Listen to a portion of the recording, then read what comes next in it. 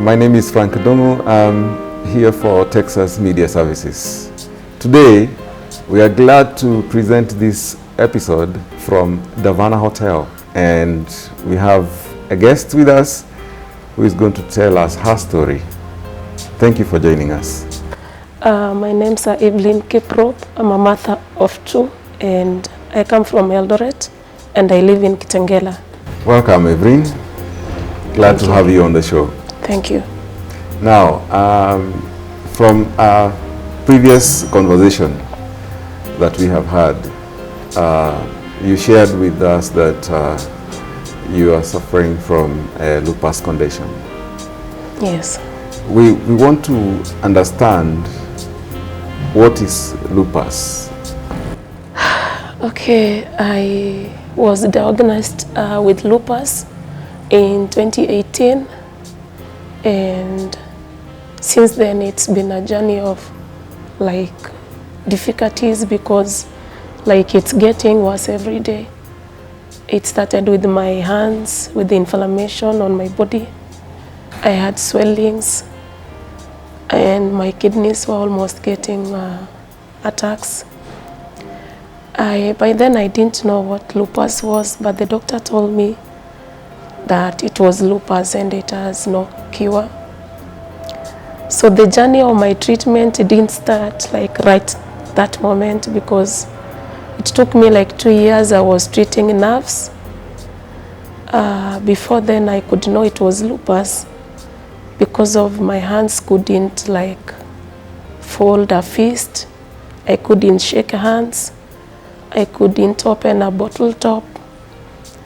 I couldn't like put on my shoes and so many others. So I thought it was nerves because I just recovered an accident. Then the doctor said I need to do more tests, which took so many months before the results came out. At first, did you get any wrong diagnosis? Yes. What was it? What was the first diagnosis you got? The first one, you see, lupus didn't start like a painful journey. I woke up one morning and my whole body was like swollen, like completely swollen, and it was dark. My whole skin was black, but I didn't have any pain. So I was rushed to Coptic Hospital. They admitted me and they did all those tests and they didn't find anything wrong. So on set, they started me with treatment for nerves with Dr. Mary. For a whole year, I was treating nerves. So after a long time treating nerves, finally the doctor came out clear. She told me I can't be seeing her because she doesn't see anything wrong with my nerves. Yes. She recommended me to go and see a rheumatology doctor who wasn't in that hospital, but they called the doctor to come and see me. Yeah. Then the doctor did some of the tests. They didn't come out like immediately. Yeah. It took like maybe 2-3 weeks because the results were going to India. Then before then I suffered a serious attack, and this time around my ears, I almost lost my hearing aid because it attacked me on my ears, then on my nose. I think ENT, like, no, it was not lupus now. I was visiting another doctor for ENT. Yeah. Then with the time at Coptic, they couldn't handle like the situation. Yeah. They transferred me to Nairobi Hospital because by then my lymph nodes were swollen. Normally with lupus, it attacks your own body tissues. Yeah. It can attack you anywhere. Can be your kidney, can be your joints. It can attack you on maybe your heart. You will not be lucky because you won't survive. And mostly it will attack your skin and your blood vessels, or it can attack on your lungs. Yeah. But my lupus mostly attacks me on my joints and my skin, but somehow it loves my kidney. Because so your kidneys are at risk. Not most patients with a lupus condition normally they have 50% they suffer kidney failures. Yeah. So if mine hasn't really gone that bad, I can say my lupus maybe loves my kidney, loves my heart, but hates my skin. I might look glowy like today, Yeah. but it's not the case always. Yeah. I can wake up in the morning and find a very bad rash all over my body. Yeah. Is it a painful rash? Very painful. And does one feel like you want to scratch your skin? You can't touch it. It's that painful. Like having a boil, Yeah. but a million boils, because it's small rash all over. Yeah. And they get worse like every day. At that point, I don't think there's any pain you can compare that one with. It needs like injectables. You need to be like administered in a hospital immediately, Yeah. because the pain is always chronic. Yes. So that means that when you fall ill, whenever you fall into this situation, you have to be quickly rushed to the hospital. Yes, because you see now with when your body when you have a serious flare up, we call it flare up because like every now and then there are different types of flare ups. Yeah. Today it can be like I can't feel my body, it's numb. And tomorrow my body is very painful, I cannot touch it. Yeah. I cannot even wash it. I mean, I cannot even, siwezi kupaka kitu. Yeah. It's that painful. So different flare-ups come every day. With lupus, you wake up tomorrow, you don't know about tomorrow, you live in fear because every day you live the way it is. Yeah. If I wake up today and I'm happy, like now for the first 2 days, I even forgot I had lupus. The past 2 days have 2 days, been yeah. good for you. Yes. And Okay, except that I have a flu, but it's been a good, like maybe 2 days. I didn't have any issues with my body. Now, how does your family take it? Are they able to, do they understand your condition and how to take care of you when you fall ill? I can say, okay, my husband is very, very supportive. He's my friend and he's really helpful. And he understands because the first day I was diagnosed with lupus, I was with him. Yeah. We were with him and at Nairobi Hospital. Yeah. And when the doctor said he wanted to give me my results, he asked me, who is he? I said, my husband. So he was told that I have lupus.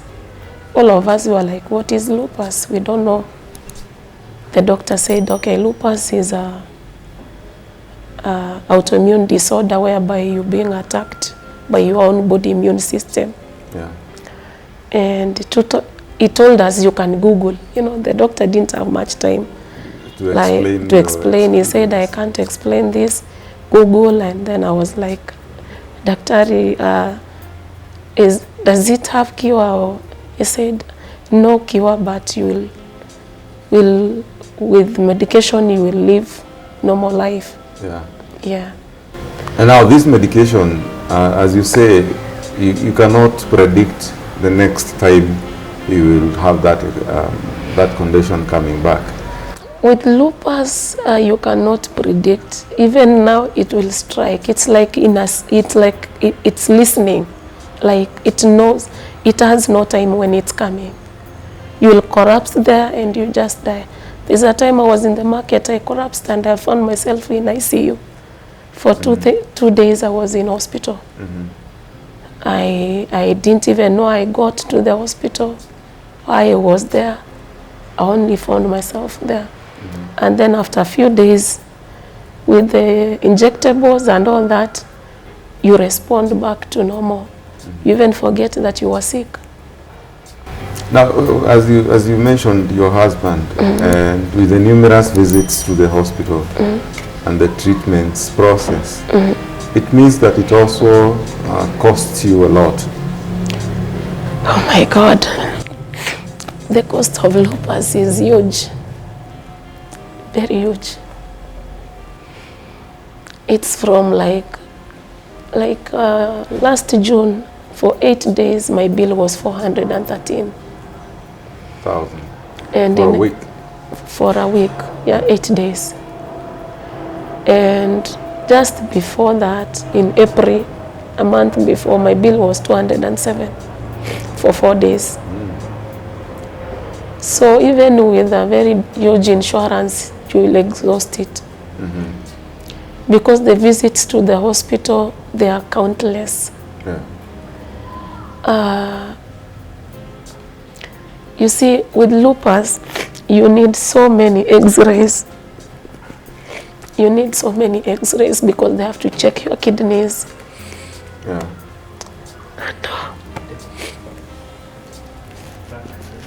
They have to check your kidneys because your kidneys, they are the most vital. That is what lupus loves most. And with the treatment, with the medication, it like destroys the kidney. This treatment, the medication you're taking, they are so strong. So there is a lot of damage that about the monthly, like even without going to the hospital, you can spend up to 60,000 on medication.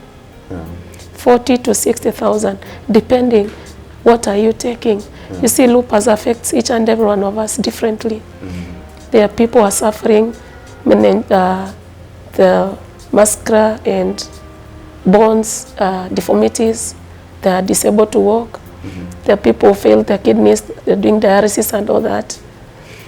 There are people who have these, like they are not now mobile, they cannot move. So it will depend. Now that cost will depend on what you're using. Like for me, I use like 5 drugs. Starting from HCQ, Yescot, I'm doing Imran, I'm doing Brigabarin, all these drugs. Some of them are steroids, some are painkillers. For me to be on like today, I've taken all those to be here. Because every day you take this medication. The medication now are the ones that will cost you about 40 to 60,000 in a month. So it will mean that you have to spare money for the medication because the insurance cannot also pay outpatient treatments. Like if I go and the doctor requests for an x-ray and it's outpatient, they are not going to foot. Normally the x-rays for SDNA for people with lupus, it will cost up to 7,200. And you're being sent like 3 or 4 x-rays. So sometimes it's draining. It will drain you. If you don't have money, you will be on loans. Or if you have friends, well-wishers who will help you with medicine, it will help. We have some organizations that sometimes they come in for assisting people with some conditions. Like we have AIDS campaign, we have cancer campaign. Don't you know whether you have any lupus campaign organizations? Lupus, I'm in a group called Lupus Foundation Africa. I was one in America, but I realized the one in America, they want us to contribute. And honestly, like people like us, we don't have money. But the Lupus Foundation Africa, at least we have some well-wishers who normally support us. But it's just kitu kidogo, you know. You see, lupus has not been categorized like a serious disease, but it is very, very chronic. Actually, lupus is more chronic than AIDS. I can say that because for AIDS, you see, you can have free medication. The government will give you free medication. You don't have to, like, you're not dying tomorrow because you will eat, Now lupus is killing your body day by day, starting with your hands, your feet, your body, sometimes your breasts, your everything.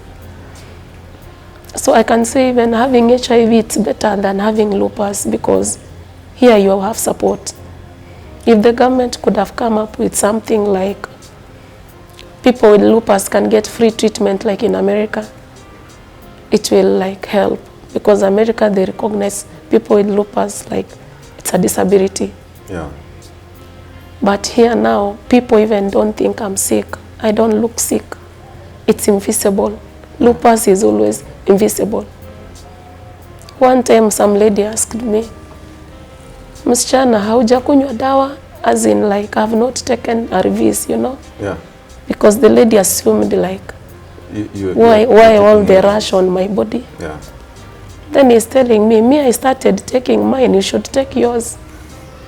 I'm like, I was at the clinic, yes. So I think with that in mind, we will take a short break, and when we come back, we would like you to enlighten our people on how the community should treat their fellow members when they experience such things. And also you tell us what were your experiences when you first discovered that you're suffering from that disease. Yes. Thank you for joining us. We are taking a short break, and we are glad that you could join us. Please share this video and subscribe to our channel, and drop in the comments and questions for future reference. Thank you.